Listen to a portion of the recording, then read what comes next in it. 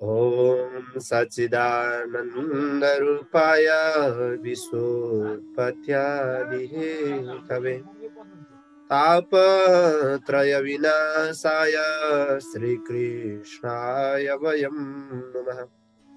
गुरुर्ब्रह्मा गुरुर्विष्णु गुरुर्देव महेश्वर गुरुर्साक्षात् परब्रह्मा तस्मै श्रीगुरवे नमः।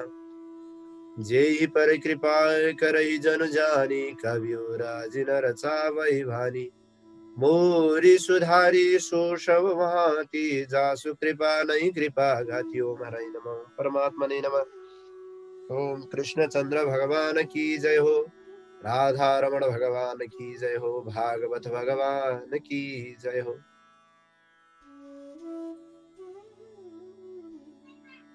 भगवान परब्रह्म श्री कृष्ण को प्रत्यक्ष वाङ्मय मूर्ति रहेको श्रीमद् भागवत महापुराण को चर्चा परिचर्चा सत्संग गर्दै गर्दै आज हामी अष्टम स्कन्धको 19 अध्याय यानी कि 8औं स्कन्धको 19औं अध्याय लिएर उपस्थित भइसकेका छौं। यो अध्यायमा अत्यन्तै महत्त्वपूर्ण कथा रहेको छ, किनभने यहाँ धेरै धेरै धेरै बौद्धिक शिक्षाहरूको विशेष एकदम भूमिका बनाएर कथात्मक शैलीमा प्रयोग गरिएको छ। यो अध्यायमा अत्यन्तै धेरै जीवन उपयोगी ज्ञानहरू, जीवनोपयोगी शिक्षाहरू प्रयोग गरिएको छ। तसर्थ जाउँ हामी पनि ढिला नगरिकन यसलाई एकदम ध्यानपूर्वक पुरै चर्चामा चाहिँ अगाडि बढौँ। श्री शुक उवाच इति वैरोचनेर्वाक्यं धर्मयुक्तं ससुनृतं निशम्य भगवान् प्रीतः प्रतिनध्येदमाब्रवीत्। यस्ता प्रकार जब बलिको एकदम धर्मयुक्त धर्मसम्मत अत्यन्तै मनोहर अत्यन्तै प्रशंसनीय वाक्य सुनेर भगवान अत्यन्तै प्रसन्न हुँदै बलिको प्रशंसा गर्दै भन्न थाल्नुभयो। भगवान उवाच, भगवान भन्नुहुन्छ, हे बलि तपाई प्रजेश्वर हुनुहुन्छ, प्रजाका ईश्वर हुनुहुन्छ। अत्यन्तै प्रजाहरू जनदेव भनेको जनताको लागि ईश्वर समान हुनुहुन्छ। तपाई जनताको लागि त्यति खुसी बाँड्नेवाला हुनुहुन्छ। तपाई प्रजाहरूमा अत्यन्तै चुनिएको व्यक्तित्व हुनुहुन्छ बलि। तपाईले सत्य र धर्मसम्मत वचन कुरा गर्नुभयो, अत्यन्तै सत्य बोल्नुभयो, त्यसमा पनि धर्मसम्मत वचन बोल्नु। यो अत्यन्तै तपाईको कुलोचित पनि छ। तपाईको कुल त त्यस्तो विशिष्ट प्रकारको कुल हो, त्यसैले तपाईको जुन कीर्तिको विस्तार गरेको छ यो कुराले। तपाईले बोल्नुभएका वचनहरूले तपाईको कीर्ति अझै बढ्नेछ। हुन पनि तपाईले चाहिँ लोकको हितको लागि अत्यन्तै सम्पूर्ण लोकमा चाहिँ व्यवहारमा चाहिँ लोकमा सम्पूर्ण व्यवहारमा चाहिँ भृगुपुत्र शुक्राचार्यलाई चाहिँ आफ्नो प्रमाण मान्नु भएको छ। शास्त्रको केही प्रमाण चाहियो अथवा शास्त्र सम्मत केही कुरा भन्नु पर्यो भने अथवा बुझ्नु पर्यो, त्यसको प्रमाण कसले दिन्छ भन्दा शुक्राचार्यको वचन बोलेपछि ठिक सबै कुरा नकाटिकन गर्नुहुन्छ। तपाईँ शुक्राचार्यलाई प्रमाण मान्नु भएको छ। अब पौराणिक आफ्नो इतिहास आफ्नो चाहिँ कुल परम्पराको मान मर्यादाका लागि आफ्नो हजुरबुवा प्रहलादको कुरालाई प्रमाण मान्नुहुन्छ, कि त प्रहलादको कुरालाई प्रमाण मान्नुहुन्छ, कि त भृगु वंशी भृगुपुत्र शुक्राचार्यलाई प्रमाण मान्नुहुन्छ। तपाईँ हे बलि, तपाईको जुन यस कुलमा चाहिँ ब्राह्मणलाई दिन्न भन्ने अथवा नदिने अथवा दिन्छु भनेर नदिने यस्ता कायर, यस्ता कामै नलाग्ने, यस्ता लोभी भन्ने कुरा कोही पनि जन्मेन। तपाईको कुलमै जन्मेन। अहिलेसम्म तपाईको कुलै त्यस्तो छैन कि जसले चाहिँ ब्राह्मणलाई दिन्न भन्ने शब्द प्रयोग गरेको होस् अथवा दिन्छु भनेर नदिएको होस्, त्यस्तो कोही पनि छैन हैन। के अरे तपाईको चाहिँ जुन यो कुलमा भनौँ न, त्यस्ता व्यक्ति कहिले पनि जन्मेनन्, यानि कि त्यस्ता राजाहरू कहिले पनि भएनन् जो दान दिने समयमा चाहिँ अत्यन्तै ती याचकको चाहिँ दान मागे यति दिनुस् भन्ने मागे सुनेर चाहिँ उनीहरू हच्केका हुन् अथवा पछाडि हटेका हुन्। त्यस्तो व्यक्ति त कहिले पनि बनेनन्, तपाईको राजै जन्मेनन्। अथवा युद्ध गर्न गएका मान्छेहरू चाहिँ युद्धमा चाहिँ शत्रुको चुनौती सुनेर तैँले चाहिँ यस्तो गर्नुपर्छ भनेर शत्रुको चुनौती सुनेर चाहिँ पछाडि हट्ने पनि तपाईँको कुल परम्परा होइन। तपाईँको कुल परम्परा त दानीले जति सक्दो माग्ने व्यक्ति अथवा दान दिनको लागि जति सक्दो समर्पित भएर दिने कुल हो तपाईँको।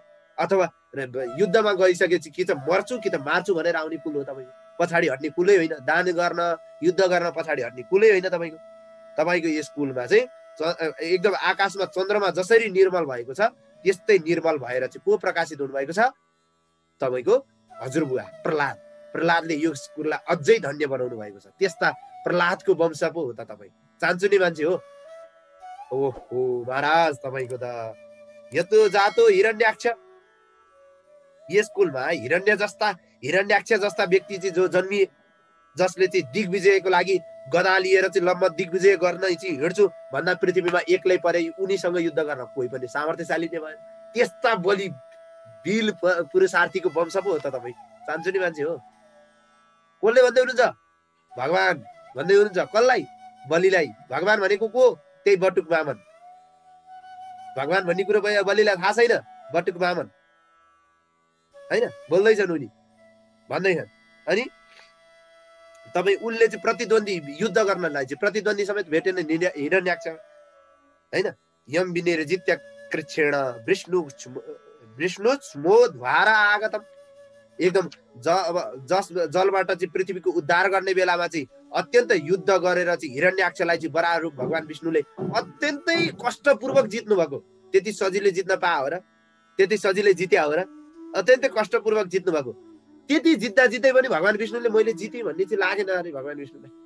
ओ माया, कति गाह्रो भएको आमा, जिन्दगीमा चाहिँ कति कष्ट भएको जस्तो लाग्यो अरे विष्णुलाई त्यो हिरण्याक्षलाई जित्नको लागि, पृथ्वीको उद्धार गर्नलाई होइन। भगवान विष्णुको हातबाट जो हिरण्याक्षको वध भएको कुरा सुनेर हिरण्यकशिपु चाहिँ एकदम क्रुद्ध भएर आफ्नो भाइ हत्यारालाई चाहिँ दण्ड दिन्छु भनेर भगवान श्री हरिको वैकुण्ठमै पुगेका थिए मार्नको लागि भनेर त्रिशूल बोकेर एकदम तमायन्तम समालोक्य शूलपाणी कृतान्तकम। अत्यन्तै त्रिशूल बोकेर कालले चाहिँ संसार सिद्ध्याउनलाई चाहिँ आए जस्तै हिरण्यकशिपुलाई चाहिँ आफैपट्टि मायावी श्रेष्ठ अत्यन्तै फेरि थियो। हिरण्यकशिपु पनि चान्चिनु मान्छे होइन, मायावी श्रेष्ठ अत्यन्तै एकदम त्यो हुन्छ नि, त्रिशूल बोकेर चाहिँ मार्न आएको थाहा पाएर भगवान विष्णु पनि ओहो के गर्ने छटपटाउनु भएको थियो अरे। त्यस्तो तपाईँको वंशी त त्यस्तो पो वंश हो त, तपाईँको कुल परम्परा त त्यस्तो पो। यहाँ के हुँदैछ थाहा छ? तपाईँहरूले सूत्र बुझ्नु आएन होला। यहाँ बलिलाई अत्यन्तै उचाल्ने काम भइरहेको छ, दान गर्नलाई अत्यन्तै प्रेरित गर्ने काम भइरहेको छ। हेर्नुहोस् है, अत्यन्तै उचालिरहेका छन् भगवानले, बलिलाई अत्यन्तै उचालिरहनु भएको छ। अत्यन्तै के हुन्छ, मान्छेलाई प्रशंसा धेरै गरिदियो भने मान्छे लट्ठक्कै हुन्छ, सबै सर्वस्व सुम्पिन तयार हुन्छ। यहाँ त भगवान त केही कामना प्रयोजन सिद्ध गर्न आउनु भएको छ, त्यसैले उहाँले यहाँ लट्ठ पार्न भए पनि यो काम यी वाक्यहरूद्वारा प्रशंसा गर्दै हुनुहुन्छ। कसको? बलिको वंशको होइन। यसरी जसरी प्राणी जता गयो मृत्यु त्यतै जान्छ भन्ने भगवानले बुझेर हेर्नुहोस्, म यहाँ बस्दा मर्छु भन्ने मान्छे डराएर चाहिँ भागेर चाहिँ अमेरिका गयो भने मर्ला कि नमर्ला? मर्छ। काल आइसकेपछि जहाँ गयो नि मर्छ, मर्दैन, जहाँ गए पनि मर्छ भन्ने बुझ्नु भएका भगवानले भनेको म भागेर अब सुख पाउँदिन भन्ने भगवानले यसो विचार गर्नुभयो। यो हिरण्यकश्यपुले जता गए नि मलाई पन्छाइरहन्छ, यो बहिर्दृष्टिवाला छ, ध्यान दिनुहुनु होला। यो के छ? बहिर्दृष्टिवाला छ भनेको आँखाको दृष्टिले बाहिर बाहिर बाहिर बाहिर खोज्छ। यो बाहिर खोज्नेवाला छ, यसको भित्र गएर म बस्ने भने यसले मलाई भेट्दैन। बाहिर हेर्ने मान्छेले भित्र भगवान बसेको खाँडो देख्छ। केवल भगवानलाई चाहिँ मूर्तिमा मात्रै देख्ने मान्छेले बाहिर अन्त देख्न सक्दैन। यो बहिर्दृष्टिवाला छ। यसैको अन्तस्करणभित्र म प्रवेश गर्दै भने म सेफ रहन्छु भनेर भगवान चाहिँ हिरण्यकशिपुको अन्तस्करणभित्र गएर बसिदिनु भयो, भित्रै गएर प्रवेश गरिदिनु भयो। ए दानवराज बलि, भगवान शत्रुको डरले मुटु कामिरहेका भगवान विष्णु चाहिँ यसरी यो कुरा विचार गरेर सूक्ष्म रूप धारण गरेर अत्यन्तै वेगपूर्वक हिरण्यकशिपुको नाकको पालबाट चाहिँ शरीरभित्र प्रवेश गरेर त्यही हिरण्यकशिपुको अन्तस्करणभित्र गएर बस्नुभयो। वैकुण्ठ धामको सबैतिर खोज्यो, विष्णुलाई कतै पनि देख्दैन हिरण्यकशिपुले। ए ल अब मैले जितेँ, कसै विष्णुलाई युद्ध गर्न गएको विष्णुलाई नदेखेपछि त मैले जितेँ, ल मैले जितेँ भनेर चाहिँ अब वैकुण्ठ भन्दा बाहिर कहाँ कहाँ पृथ्वी, स्वर्ग, दिशा, आकाश, पाताल द्योलोक भूलोक सातै समुद्र सबैतिर खोज्यो भगवान कतै पाउन सकेन। मैले त जितेछु, मै पो हो त। आफूले आफूलाई ठुलो भन्न थालो। को? हिरण्यकशिपु। एकदम विष्णुलाई नदेखेपछि उनले जितेको सम्झियो। सबैतिर खोज्दा भगवान विष्णुलाई कहीँ नदेखेपछि हारेर विष्णु त लुक्न जानु भएको छ। कहाँ भन्दा हिरण्यकशिपु के अन्तस्करण हुनुहुन्छ, ऊ बाहिर खोज्छ, भगवान भित्र बस्नु भएको छ। काँडो हुन्छ होइन। हिरण्यकशिपुले चाहिँ सम्झ्यो मैले सबै जगतलाई नै जिते, विष्णु कहीँ पनि छैनन्, मेरो भाइको हत्यारा निश्चय नै त्यस्तो लोकमा गयो होला जहाँबाट चाहिँ कहिले फर्किनै पर्दैन, त्यस्तो लोकमा गएर लुक्यो होला त्यो। नत्र भने त्यो विष्णुलाई त मैले देख्नु पर्ने। मैले त जितेँ, त्यसो भए त मैले त सबै लोक जितेँ मैले त। मदेखि डराएर विष्णु भाग्यो भनेपछि त सकिएन। अब तपाईँदेखि तपाईँको वंश कुल परम्परादेखि तपाईँको ऊदेखि चाहिँ डराएर चाहिँ भाग्नु, विष्णु त भाग्नु पर्थ्यो भने त्यस्तो पो कुल परम्परा हो प्रभु तपाईँको त। बलि महाराज उचाल्दै छन्, अझै उचाल्दैछ। हेर्नुहोस् है, अझै यस लोकमा प्राणीहरूमा चाहिँ परस्परमा हुने जुन शत्रुता, देहरञ्जल शत्रु मित्र भन्ने कुरा चाहिँ यो के हुन्जेल? शरीर र हुन्जेल होइन। शरीरले चाहिँ गरुन्जेल हो शत्रु, नत्र शत्रु मित्रता केमा छ त? केही छ त? देह शरीरै रहेन भने को शत्रु को मित्र रहन्छ त? रहँदैन। क्रोध अज्ञानताका कारण, क्रोध ज्ञान सबै यो केले हुन्छ? अहङ्कारले। जुन अज्ञानताका कारण क्रोध चाहिँ अज्ञानताका कारण उत्पन्न हुन्छ र त्यसैले के गर्छ? अहङ्कारलाई झन् बढाइदिन्छ भनौँ न। अज्ञानताका कारण क्रोध बढ्छ, क्रोध बढिसकेपछि अहङ्कार बढ्छ, मै हुँ भन्ने हुन्छ। हेर्नुहोस् कति सजिलो सरल कुरा छ। त्यही भएर अज्ञानी बन्नु नै सर्व अहङ्कारी हो। प्रहलादका छोरा तपाईँका पिताजी जो अत्यन्तै ब्राह्मण भक्त हुनुहुन्थ्यो भनेको प्रहलादको छोरा विरोचन, बलिको बुवा, अत्यन्तै ब्राह्मण भक्त हुनुहुन्थ्यो। अत्यन्तै ब्राह्मणको रूप लिएर चाहिँ शत्रु आएका थिए होइन। ब्राह्मणको रूप लिएर चाहिँ शत्रुहरू जो देवताहरू चाहिँ ब्राह्मणको रूप लिएर आएका थिए, त्यो जान्दै पनि देवताहरूले चाहिँ विरोचनको अगाडि हात जोडिसकेपछि विरोचनले चाहिँ के गरिदिनु भयो? आफ्नो आयु नै दान गरिदिनु भयो देवताहरूलाई। त्यस्ता दान गर्ने वंशी पो हो त तपाईँ, चान्चुने मान्छे हो। तपाईँको पिताजीले चाहिँ आफ्नो शत्रु हो भन्ने जान्दै ब्राह्मणको भेष बनाएर आएका ढोङ्गीहरू, ब्राह्मण होइनन्, वास्तविक ब्राह्मण त होइनन्, देवता हुन्, शत्रु हुन् तपाईँका, शत्रुलाई पनि आफ्नो आयु दान गरेर पठाउने त्यस्ता दानीको कुल परम्पराको मान्छे हो त तपाईँ। बलि महाराज अझै फकाउँदैछ। हेर्नुहोस्, शुक्राचार्य जस्ता गृहस्थ ब्राह्मण, विरोचन आदि जस्ता पूर्वज, अत्यन्त कीर्ति भएका वीर पुरुषहरू जन्मिनु भएको तपाईँको कुल परम्परा त्यत्तिकै शान्तिको कुल परम्परा हो। तपाईँले त्यसलाई आज धन्य बनाउनु भएको छ, तपाईँले धर्म पालना गर्नु भएको छ महाराज बलि। आहा, तपाईँको त कुल परम्परा सारा बेली विस्तारमा दानवराज बलि। त्यसकारण तपाईँसँग म के माग्दछु? पदानी त्रिणी दैत्रेन्द्र संहितानी पदा मम। मेरो आफ्नै पाइलाले 3 पाइला जमिन मलाई माग्दछु। केवल मलाई 3 पाइला जमिन मात्रै दिनुहोस्, अरू केही पनि चाहिँदैन। हे राजन, उदार अत्यन्तै 3 लोकका अधिपति भए पनि मलाई 3 पाउको त्यो के अधिपति भए तापनि तपाईँ चाहिँ उदार पनि हुनुहुन्छ, 3 लोकका अधिपति हुनुहुन्छ, तर पनि म 3 पाउ भूमि भन्दा अतिरिक्त म केही पनि चाहन्न। मलाई केही पनि चाहिएको छैन, मलाई केही पनि माग्दिन। किनभने विद्वान पुरुषहरूलाई जुन कुराको आवश्यकता पर्दैन अथवा जुन कुरा आवश्यक भन्दा बढी लिँदैनन् भने त्यो विद्वानलाई चाहिँ प्रतिग्रहको पाप लाग्दैन। प्रतिग्रह भन्ने पाप हुन्छ एउटा, त्यो चाहिँ लाग्दैन। त्यसैले विद्वान व्यक्तिहरूले चाहिँ के गर्नु पर्दछ? आवश्यक वस्तु मात्रै दान लिनु पर्दछ। बलि रुवा छ। त्यति भनिसकेपछि बलिले भन्न थाले, अहो ब्राह्मण दायाद वाचस्ते वृद्ध सम्मता त्वं बालो बाली समिति स्वार्थम प्रत्यबुधो यथा। बलि अत्यन्तै त्यो के भन्छ, हाँस्दै भनौँ न, अझै भनौँ न जिस्क्याउँदै, अरे ब्राह्मण पुत्र, अरे वामन, तपाईँको कुरा चाहिँ अत्यन्तै ठुला गर्नु हुँदो रहेछ, विद्वान जस्तो बुढा मान्छे जस्तो कुरा गर्नु हुँदो रहेछ, तर तपाईँ त बालकै हुनुहुँदो रहेछ। बालकै तपाईँ मान्छे केटाकेटी नै हो। तपाईँको चाहिँ जुन बुद्धि चाहिँ एकदम अन्जान बालकै जस्तो रहेछ।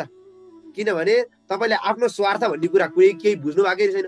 बलिको घरमा आएपछि माग्ने कुरा 3 पाउ जमिन र त्यो पनि त्यो बालाको मेरै मागे भए पनि हुन्थ्यो नि, अलिक ठुलो मान्छेको पाउ मागे भए पनि हुन्थ्यो नि, माग्नै पऱ्यो आफ्नै त्यो यत्रो पाउले 3 पाउ जमिन।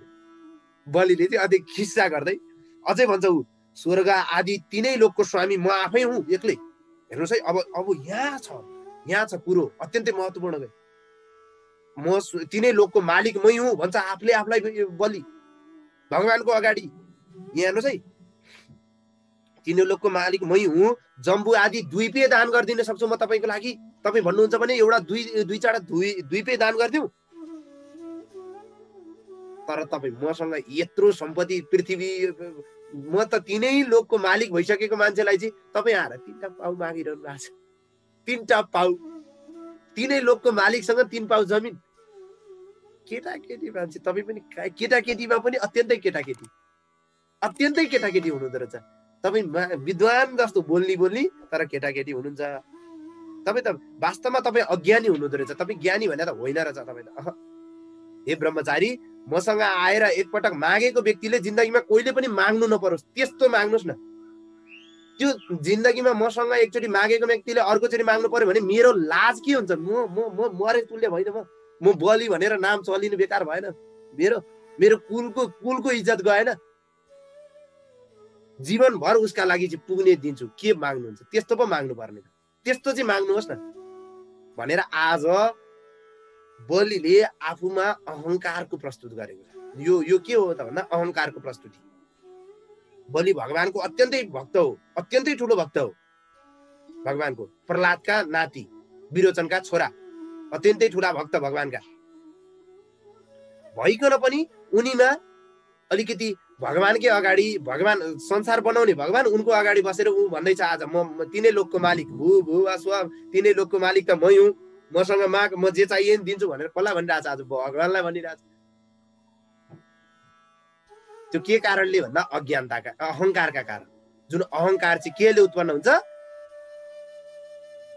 अज्ञानताका कारण। अज्ञानताले क्रोध, क्रोधले अहङ्कार उत्पन्न हुन्छ। हो त्यही अहङ्कार। अब भगवानले चाहिँ यहाँ किन 3 पाउ जमिन माग्नुभयो भन्दा त्यो बलिको अहङ्कार नाश गर्नको लागि। किन चाहिँ मागे त 3 पाउ जमिन भन्दा बलिको अहङ्कार नाश गर्नको लागि। भगवानलाई जबसम्म हामीले सबै कुरा, हाम्रो अहङ्कार, अस्मिता, राग, द्वेष आदि सारा कुरा त्याग गर्दैनौँ, सारा कुरा समाप्त हुँदैन हाम्रो, तबसम्म भगवानमा मिल्न पाइँदैन। भगवानले आफ्नो भक्त बलिलाई आफूसँग मिलाउनको लागि 3 पाउ जमिन माग्नु भएको। अत्यन्तै महत्त्वपूर्ण सूत्र हो यो। यो कुनै पनि किताबमा हेरेर तपाईँले पाउनुहुन्न यसको उत्तर। यो गोप्य कुरा हो। भगवानले 3 पाउ नै जमिन किन माग्नु भएको भन्दा बलिको अहङ्कारलाई नाश गर्नको लागि, भगवानले बलिको कल्याण गर्नको लागि, बलि आएर भगवानसँगै मिलोस् भन्नको लागि 3 पाउ जमिन माग्नु भएको। अब भगवान के भन्नुहुन्छ त? ध्यान दिउँ।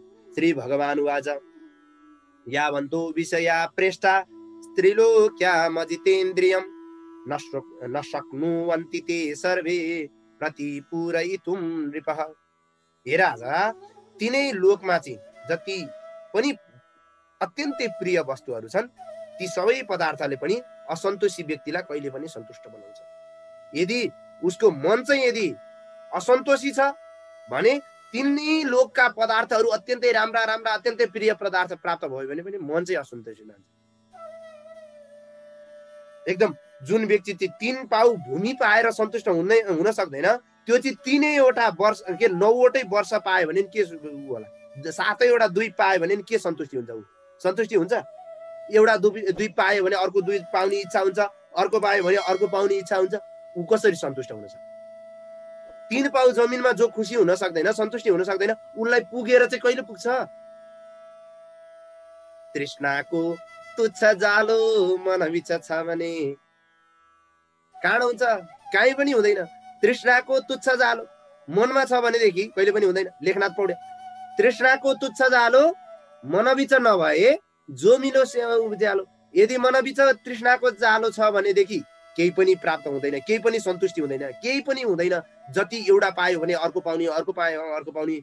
10 कमायो 100 कमाउने इच्छा, 100 कमायो 1000, 1000 कमायो 10,000, 10,000 कमायो लाख, यसरी बढ्दै जान्छ, कहिले पनि पूर्ण हुँदैन। संसारका सबैभन्दा धनी भनिएका पनि धन सम्पत्ति कमाउनलाई त्यति नै लालायत भएर लागिरहेको। त्यो किन? मनमा तृष्णा, कमाउने इच्छा जागिसकेपछि, इच्छा भइसकेपछि, इच्छालाई जित्न सकेन भनेदेखि केही पनि हुँदैन।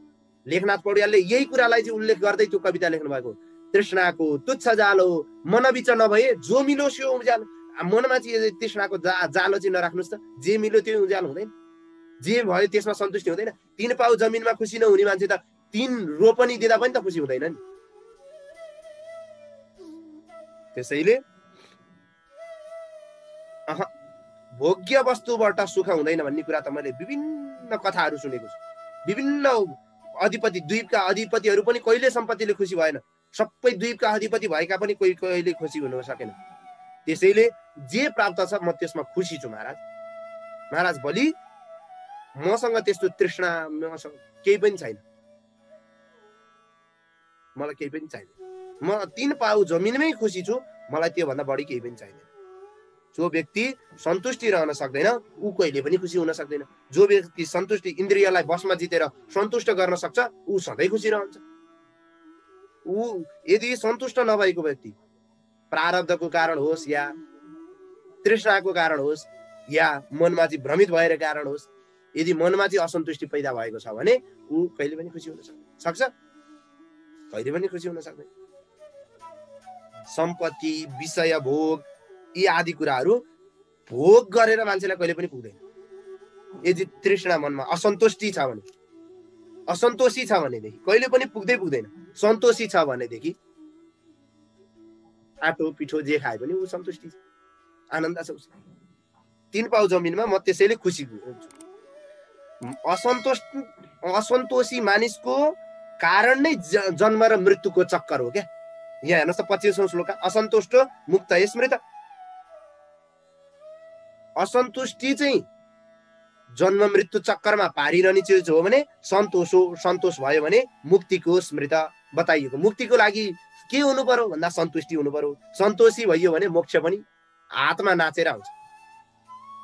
सन्तोषी चाहिँ हुनु पर्यो, नाम मात्रैको सन्तोष भएर नि भएन, फेरि कामको पनि सन्तोष हुनु पर्यो, सन्तोषी हुनु पर्यो हैन। एकदम सन्तुष्ट भयो भने त्यो नै सर्वेसर्वा हो। यो कुरा अत्यन्तै जगजोर गरिएको छ है यो कथा।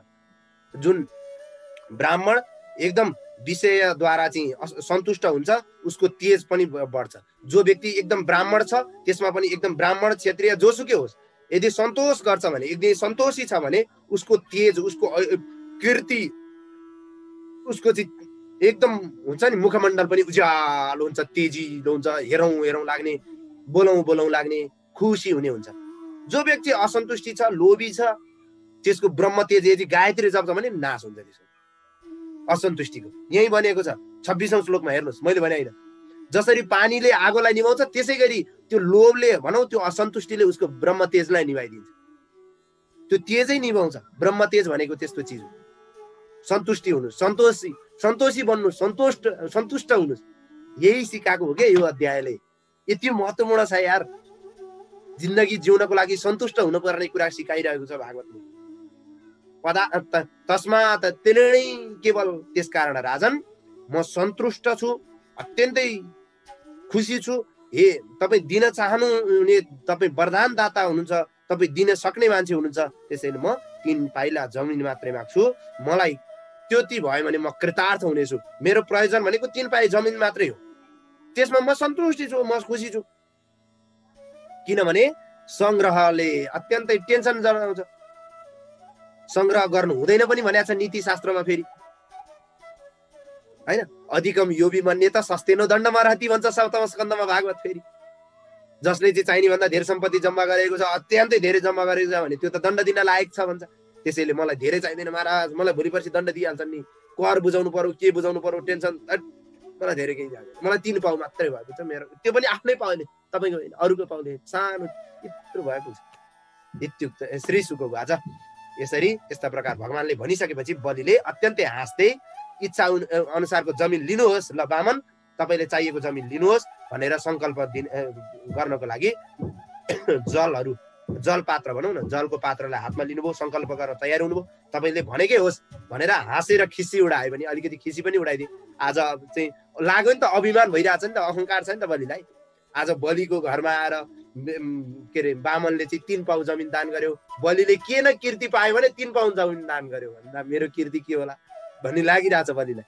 त्यसैले खिसी उडायो, बामनको चाहिँ हाँसी मजाक उडायो। त्यहाँ 3 पाउ जमिन, ल त्यही भयो नि, अब तपाईँको इच्छै त्यही छ, तपाईँले मागेको पाउनुहुन्छ भन्दा त्रिलोकै दिन्छु भन्दा पनि चाहिएन भनेदेखि ल लिनुहोस् भनेर चाहिँ भनिसकेपछि पुष्पानी लिएर चाहिँ एकदम जल लिएर चाहिँ तयारी मात्रै सङ्कल्प दिनको लागि, जमिन दान गर्नको लागि तयारी मात्रै हुनु भएको थियो।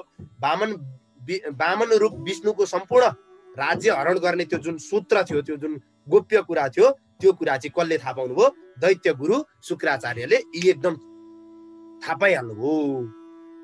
यो अरू केही होइन, यो सबै विष्णुको चाहिँ कियाधारा हो, यो विष्णुको चाहिँ छल हो। विष्णुले चाहिँ यो सब गर्न खोजेको हो। यो विष्णुले चाहिँ के गर्न खोजेको हो, यो चाहिँ यो मैले रोक्नै पर्छ। यो विष्णुले चाहिँ यो जमिन दान यो सामान्य कुरा होइन, मैले रोक्नुपर्छ भनेर असुरराज बलिलाई भन्न थाले शुक्राचार्य। शुक्र उवाच एष वैरोचने साक्षात् भगवान् विष्णुरव्ययः कश्यपादतितेर्जातो देवानां कार्य साधक। रोक्नुस्, खबरदार बलि, हे विरोचन पुत्र बलि, रोकिहाल्नुस्। यो अरू कोही होइन, यो वामन रूप जो तपाईँको अगाडि ब्रह्मचारी बनेर आछ नि, यो के को हुन्छ ब्रह्मचारी? यो छलिया हो विष्णु। देवताहरूको चाहिँ कार्य सिद्धि गर्नको लागि जब देवताहरूलाई तपाईँले चाहिँ जितेर लखेट्नु भयो, त्यही देवताहरूलाई चाहिँ आफ्नो राज्य फिर्ता गराउनको लागि, देवताहरूको काम बनाउनको लागि कश्यप र अदितिको गर्भबाट यो वामन बनेर जन्मिएको मात्रै हो। यो नौटङ्की हो, यो विष्णु हो भनेर त्यो अब भनौँ न विष्णुको चाहिँ नाटक हो, भनौँ न नटुवा विष्णुको चाहिँ यो सबै चलखेल हो भनेर चाहिँ कसले भने? शुक्राचार्य भन्दैछन्, बलिलाई सम्झाउँदैछन्। हे राजा, अनर्थ नबुझेका तिमी सोझा छौ, तिमीले केही पनि बुझ्दैनौ, तिमी केही देख्दैनौ, जान्दैनौ। वामनलाई चाहिँ भूमिदान जुन दिने प्रतिज्ञा गर्यौ, यसलाई म राम्रो माने होइन, मैले यो राम्रो कुरा होइन नि, तिमीले यो प्रतिज्ञा गर्न नहुने थियो। यसले चाहिँ दैत्य कुलमाथि नै अन्याय हुन्छ। तिमी त जे गरौला, दैत्य कुलकै नै अन्याय हुन्छ। हे राजा, मायाद्वारा जुन वामन छ, ब्रह्मचारी भएर आएको छ यो विष्णुले चाहिँ तिम्रो राज्य हरण गर्नको लागि, ऐश्वर्य हरण गर्नको लागि, सम्पत्ति, तेज, प्रसिद्धि होइन, सम्पूर्ण कीर्तिहरू खोसेर लैजान्छ। यसले इन्द्रलाई लगेर दिन्छन्। यो सानसुने कुरा के तिमी के सम्झ्या छौ? यो ब्रह्मचारीले चाहिँ अहिले 3 पाउ भने यिनले कसरी 3 पाउ नाप्छन् भन्ठाने? यिनको 3 पाउ विश्वरूप भएर निस्किन्छन् यिनी। अहिले तिमीले सङ्कल्प गर्ने बित्तिकै पहिले भविष्यवाणी गर्दै छन्। हेर्नुहोस् शुक्राचार्यले, यिनी विश्वरूप भएर निस्किन्छन् अनि तिनै पाइलाद्वारा तिनै लोकलाई नापेर हे मूर्ख लिने हाल्छन् यिनले। हे मूर्ख, हे बलि, यो सम्पूर्ण सम्पत्तिहरू विष्णुलाई कसरी दिन्छौ? अनि आफू चाहिँ के खान्छौ? विष्णुलाई सबै सम्पत्ति दिएर खानु पर्दैन, बाँच्नु पर्दैन, जीविकोपार्जन गर्नु पर्दैन? विश्वरूप विष्णुको एउटा पाइलोले पृथ्वी, दोस्रो पाइलाले स्वर्ग र विशाल आकाशलाई नै, शरीरले चाहिँ विशाल आकाशलाई नै नाप्छ भने तेस्रो पाइला राख्ने ठाउँ हुँदैन। अनि के दान गर्छौ त्यति बेला? तिमीले 3 पाउ जमिन पनि दान गर्न पाउँदैनौ, तिमी नरक पर्छौ। के बुझ्या हौ तिमीले? तेस्रो पाउ राख्ने ठाउँै हुँदैन। हे राजा बलि, प्रतिज्ञा गरेको जुन भूमि दान गर्न नसकेर दान गरेर प्रतिज्ञा गरेर दान दिएन भने त्यो नरक पर्छ भनेको छ शास्त्रमा। त्यसैले तिमी नरक जाने विचार छ? तिमीले सक्दैनौ यो भूमि दान गर्न। के विचार गरे हौ तिमी? पहिले भविष्यवाणी गर्दै खान शुक्राचार्यले। अत्यन्तै ध्यान दिनु होला। जुन दान गर्दा चाहिँ दाताको जीविका नै नष्ट हुन्छ भने त्यस्तो दान चाहिँ गर्नै पर्दैन, त्यस्तो दान गर्नै हुँदैन। जीविका नष्ट हुने गरी नै कसैले दान गर्छ? भरे भात खाउँ भन्ने कुरा छैन भने अहिले आएको 1 मुठी चामल पनि कसैले दान गर्छ? यस्तो नचाहिँदो काम गर्ने तिमी? लोकमा दान, यज्ञ, तपस्या, कर्म जो व्यक्तिले गरिरहन्छ, जसको जीविका चलिरहन्छ, जीविका चलेपछि पो दान गर्ने हो त। मान्छे रहेन भने, दान गर्ने व्यक्ति नै रहेन भने दान कसले गर्छ? नचाहिँदो काम गर्ने तिमी। धन सम्पत्ति भनेको के हो? यसरी गर्नुपर्छ। हेर, धन सम्पत्तिलाई चाहिँ तिमीलाई चाहिँ आएन भनेर अर्थनीति सिकाउँदै हुन्छ आज। धर्माय यशस्यर्थाय कामाय स्वजनाय च पञ्चधा विभजन वित्त इह मूत्र चमोदते। धन सम्पत्तिलाई 5 भाग लगाएर चाहिँ गर्ने मान्छेले चाहिँ यो श्लोकमा र परलोकमा सुखी प्राप्त गर्छ। 5 भाग केमा लगाउनु पर्छ भन्दा पहिलो भाग चाहिँ 5 भाग लगाएको धन सम्पत्ति चाहिँ पहिलो भाग चाहिँ धर्म कर्महरूमा प्रयोग गर्ने, धर्माय। दोस्रो यश कीर्ति फैलिने कुरामा चाहिँ प्रयोग गर्ने, जसले गर्दा चाहिँ आफ्नो कीर्ति फैलियोस्। दान गर्ने, चौतारो बनाउने, मन्दिर बनाउने, गरिब दुखीहरूलाई दिने। धर्माय यशस्यर्थाय यश अर्थाय। अब अर्को तेस्रो भाग चाहिँ त्यही सम्पत्ति प्रयोग गरेर फेरि बढ्ने ठाउँमा लगानी गर्ने, लगानी क्या। हुन्छ नि, केमा लगानी गर्दाखेरि चाहिँ त्यो सम्पत्ति बढ्छ, हो त्यसरी लगानी गर्नु पर्दछ। काम आयो आफ्ना अनि अर्को एक भाग चाहिँ आफूलाई चाहिने आफ्ना सामग्रीहरू, प्रयोजनहरू, आफ्नो भनौँ न घर गृहस्थी चलाउन आफूलाई आवश्यक पर्ने लत्ता कपडा खानपिन रासन सारा कुराहरूलाई प्रयोग गर्नुपर्छ भने पाँचौं भाग एक भाग चाहिँ आफ्ना आफन्तले माग्ला, इष्टमित्रलाई सहयोग आदि गर्नु पर्ला, त्यस्तो अवस्थामा प्रयोग गर्नुपर्छ। यसरी पो हो त अर्थशास्त्रले बताएको धर्मको के अरे सम्पत्तिको चाहिँ सन्तुलन बनाएर सम्पत्ति चलाउने, जिन्दगी चलाउने विचार। यो त अर्थशास्त्रमा यसरी बताएको छ। तिमीले त अहिले एकैचोटि 4 लाख सुलुक चाहिँ दान गर्दैन अनि आफू चाहिँ के खान्छौ भरे बेलुका भात, भरे बेलुका यी दैत्यहरूलाई के खुवाउँछौ? अर्थ यो त अर्थ के भन्छ, अर्थ व्यवस्थापन चाहिँ खलबलिने काम भयो। सबै तिमीले दान गर्दा त बर्बाद भइहाल्छ नि। यो असुर श्रेष्ठ, हे दैत्यराज, सत्य र असत्यको बीचमा चाहिँ ऋग्वेद आदिमा बताइएको कुरा पनि भन्छु म तिमीलाई, सुन। जुन कुरा चाहिँ अहिले तत्कालको लागि चाहिँ हो भनेर स्वीकार गर्नु सत्य हो भने, होइन भनेर उ गर्नु चाहिँ अस्वीकार गर्नु चाहिँ असत्य हो। अहिले तत्काललाई हो भन्दैपछि स्वीकार गर्नु सत्य हो, त्यो ओम भनेर स्वीकार गरिदियो भने हुन्छ। अब एकछिनपछि होइन तत्काललाई होइन भने अस्वीकार गर्यो भने असत्य हो त्यो। यो शुक्र नीति बताउँदै हुनुहुन्छ है उहाँले, आफ्नो दैत्य नीति बताउँदै हुनुहुन्छ। ब्रह्मा नपर्नु होला फेरि, होइन? शरीर रूपी वृक्षमा लाग्ने फलफुल भनेको सत्य हो, होइन? अब फलफुलै वृक्ष नै मर्यो भने चाहिँ फलफुल कहाँ रहन्छ? फलफुल त वृक्ष भयो भने न फलफुल हुन्छ। वृक्ष नै मर्यो भने फलफुल कहाँ हुन्छ? यसरी पनि हुन्छ दान। सर्वस्व आफैलाई पनि दान गर्छ कसैले, सर्वस्व आफैलाई भातै खान नपुग्ने गरी दान गर्छ, भरे बेलुका के खाने भन्ने कुरा दान गर्छ, सङ्कटमा पर्ने गरी दान गर्छ कसैले। जब रुखै मर्न आँट्यो भने त्यो रुखैलाई चाहिँ काटेर चाहिँ अनि फल फल्छ। यस्तो नचाहिँदो काम गर्नु हुँदैन, यो नगर, यसरी हुँदैन। जरो उखेलेको रुख जसरी सुक्छ, दान गरेर चाहिँ सर्वस्व दान गरेको व्यक्ति पनि आत्मा रक्षा गर्न नसकेर सङ्कटमा परेको बेलामा ऊ सुक्दै जान्छ। जसरी के अरे जरो उखेलेको रुख सुक्छ त्यसै गरी सुक्छ। यसमा कुनै सन्देह नै छैन, यसमा शङ्कै गर्नु पर्दैन। तिमी हुन्छ म दिन्छु भन्ने भनाइले चाहिँ एकदम धनलाई चाहिँ टाढा जान्छ। म त दिइहाल्छु नि, माग्ने मान्छेले जे मागोस्, ल तपाईँले हुन्छ तपाईँले भनेपछि त मन नदिने कुरै छैन। सारा सर्वस्व दिने मान्छेको लागि त धन सम्पत्ति त के हो, टाढा टाढा गएन। भरे गिटी कुट्न जानु पर्ला भन्ने अर्थ हो कि सामान्य भाषामा, अहिलेको भाषालाई भन्ने हो भने भरे गिट्नी कुट्ने के अरे हमर पनि नहोला बलि। रुखको जरो त राख, कमसे कम रुख त बचाऊ, फल दान गर। ल ठिक छ, तिमीलाई फल दान गर्न मैले रोक्दिनँ, तर रुखै स्वाहा हो भने भरे के खाने फल? रुखै मर्यो भने कसरी हुन्छ, होइन? जो व्यक्तिले चाहिँ बुझ्दै नबुझी याचकलाई चाहिँ ल हुन्छ म दिन्छु, सर्वस्व दिन्छु भनेर चाहिँ उ गर्छ भने उसले जिन्दगीमा कहिले केही कुरा भोग्न पनि पाउँदैन, केही कुरा हेर्न पनि पाउँदैन, उसले केही कुरा गर्न पनि पाउँदैन। त्यसैले म दिन्न भनेर अस्वीकार गर्ने असत्य बाणीले धर्मको खर्च हुन दिँदैन। बरु अहिले झुटै बोल्दै बरु केही फरक पर्दैन, अस्वीकारै गर, असत्य बोल, कमसे कम धन त बचिरहन्छ, कमसे कम रुख त बचिरहन्छ। अनृत भनेको झुटो बोली, धनवर्धक छ, शरीरको सुरक्षाको लागि छ। यदि सत्य बोल्यो भने तिम्रो शरीर पनि रहन्छ रहँदैन थाहा छैन, तिम्रो धन पनि रहँदैन। धन त रहँदैन निश्चित छ, शरीर पनि रहँदैन वाला। यदि दिन्न भनेर चाहिँ भन्यो भने पनि अहिले अनृत झुटो एकचोटि बोलेर के हुँदैन, तर बारम्बार बोल्नु चाहिँ हुँदैन है। फेरि यसले चाहिँ के गर्छ, दुष्कृति। बारम्बार दिन्छु भन्दै गर्न चाहिँ बारम्बार चाहिँ हुँदैन, कहिले काहीँ बोलेर केही फरक पर्दैन भनेर। यो चाहिँ फेरि दैत्य नीति हो नि। फेरि दैत्य नीतिलाई लागू गर्नु होला, तपाईँ आफू पनि दैत्य हुनुहुन्छ। दैत्यको लागि नीति बताइएपछि त दैत्यलाई लागू गर्ने पर्यो हो नि त, आफूले लागू गर्ने होइन नि त। मान्छेको लागि नीति हो र थोरै, शुक्राचार्यको नीति हो नि। यसले चाहिँ जिउँदै मरे तुल्य बनाउँछ। यदि बारम्बार झुटो बोलिरह्यो भने चाहिँ मर्नु र बाँच्नु बेकारै छ, दुष्कृति फैलाउँछ भने। नत्र काहीँ काहीँ झुट बोल्दा पनि हुन्छ। के कहाँ झुट बोल्दा हुन्छ भन्दा, त्रिषु नर्म विवाहे च वृत्यर्थे प्राण सङ्कटे गोब्राह्मणार्थे हिंसायां नानृतं स्यात् जुगुप्सितं।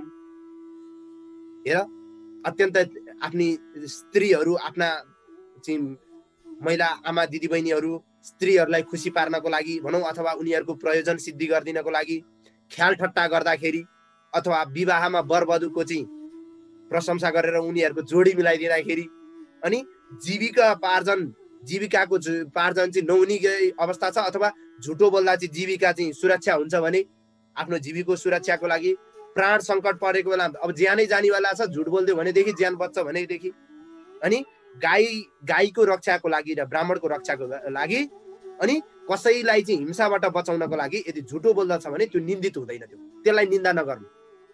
त्यो अत्यन्तै आपद धर्म हो। त्यो व्यक्तिले त्यो झुट बोलेर पनि त्यो खेर जाँदैन।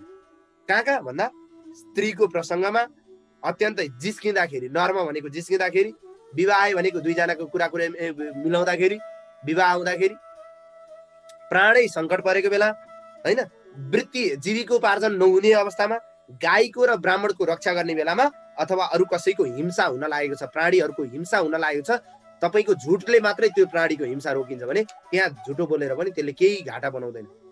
झुट बोल्देऊ, अहिले त तिम्रो प्राणै सङ्कट पर्नेवाला छ, मैले भविष्यवाणी गरिदिइसकेको छु, बलि झुटो बोल्देऊ केही फरक पर्दैन भनेर शुक्राचार्यले यसरी सम्झाइ बुझाइ गर्नुभएको बलि सङ्कल्प दिन तयार भएका छन्। अत्यन्तै गोपनीय रहस्यसहित अत्यन्तै भित्रको कुरा खोलाइएको यो अध्याय, अत्यन्तै महत्त्वपूर्ण रहेको यो अध्याय। इति श्रीमद्भागवत महापुराणे पारम्यहंस संहितायां अष्टम स्कन्धे वामन प्रादुर्भावे 19औं अध्याय 19औं अध्यायमा गरिएको यो वामन भगवानको प्रादुर्भाव भएर बलिसँगको संवाद रहेको, अत्यन्तै गोपनीय रहस्य रहेको, जीवन जिउने कुराहरू सिकाइएको, भगवानले दिनुभएको उपदेशहरू, बलिलाई चाहिँ शुक्राचार्यले दिएका नीति शास्त्र, अर्थशास्त्र, दैत्य नीति आदि गरेका विभिन्न नीतिहरू, 3-4 5वटा नीतिहरू आएका छन्। ती नीतिहरूका सूत्रहरू सहित रहेको यो भगवत परिचर्चालाई पूज्य गुरुवरका चरण कमलमा र भागवत भगवानका चरण कमलमा विश्राम। ओम अस्तु परिपूर्णम। यस्तै भिडियोहरूको लागि हाम्रो च्यानललाई सब्स्क्राइब गर्नुहोस् र फर्स्टमा भिडियो हेर्नको लागि बेल आइकनलाई अन गर्नुहोस्।